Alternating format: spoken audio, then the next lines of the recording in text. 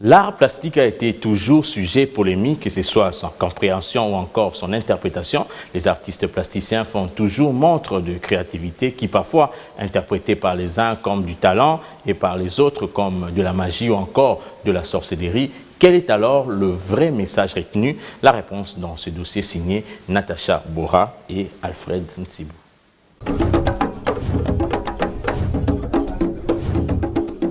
Les fonctions utilitaires, symboliques et religieuses des statues, masques et monuments font aujourd'hui l'objet de diverses interprétations dans la ville de Kinshasa. Les avis sont partagés entre l'énergie artistique porteuse et la magie. Pourtant, les scientifiques s'accordent sur l'art comme porteuse d'une double connotation. D'une part, elle exprime l'aspect esthétique et de l'autre côté, elle mobilise une certaine croyance, notamment la magie. L'art a toujours eu cette double connotation. Il y a le côté esthétique, simplement, embellissement. Et c'est ce qu'on appelle art décoratif.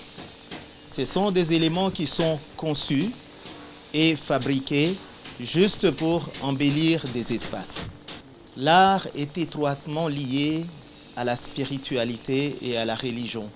Si aujourd'hui on dit que l'art, les statues à la maison sont étroitement liées avec l'occultisme, avec le satanisme, avec la magie, la sorcellerie, ils n'ont pas totalement tort.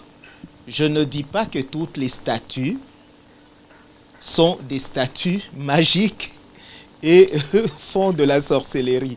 Qu'autant que des personnes simples peuvent utiliser une statue pour embellir leur maison, autant des personnes mal intentionnées peuvent aussi employer la statue pour faire leur pratique. Les conservateurs de la tradition voient dans les masques et statues de porteurs de la magie ou de la sorcellerie. C'est ce que nous confie cette vendeuse de masques et statues Yaka Songeluba. Voilà qui explique leur utilisation pour la plupart des cas lors de manifestations festives et dans différentes cérémonies de deuil.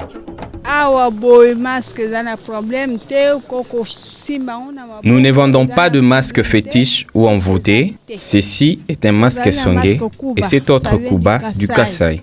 Ça sert de casque lors de manifestations de danse, lors de fêtes et de deuil.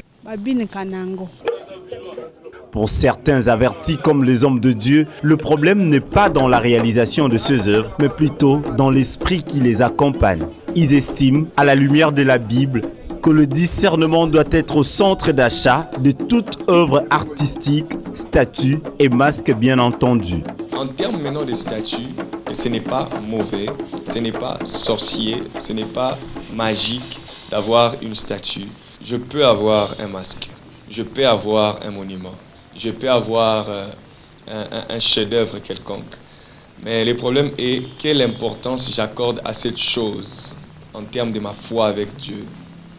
Des fois, ce ne sont que des objets, mais il y a une sorte de vénération qu'on accorde à ces objets qui fait que cela devienne automatiquement sorcier, sorcellerique. Au-delà de tout entendement, dans le monde des artistes, le lucre fait place à la passion. Pour cause, la non-assistance du gouvernement à ses créateurs des œuvres d'art qui s'adonnent avec de maigres moyens pour honorer la culture congolaise.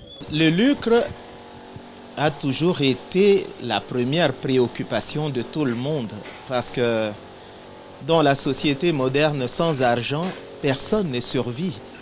Ce qui fait que les autres sociétés ont compris que pour donner à une personne la liberté d'aller le plus loin possible dans les résultats qu'il peut obtenir dans sa profession, dans son travail, il faut déjà que le paramètre lucratif, le paramètre gastronomique, le paramètre vestimentaire, que ça ne constitue plus un souci. C'est ainsi qu'ailleurs, déjà, ce sont des choses qui sont réglées. L'art a l'avantage de capter le temps et de pérenniser le souvenir, ce qui n'est pas forcément dans la plupart du temps fruit de la magie. Cette vérité renforce la mission des critiques d'œuvres d'art. Ils ont un terrain vierge à exploiter en République démocratique du Congo.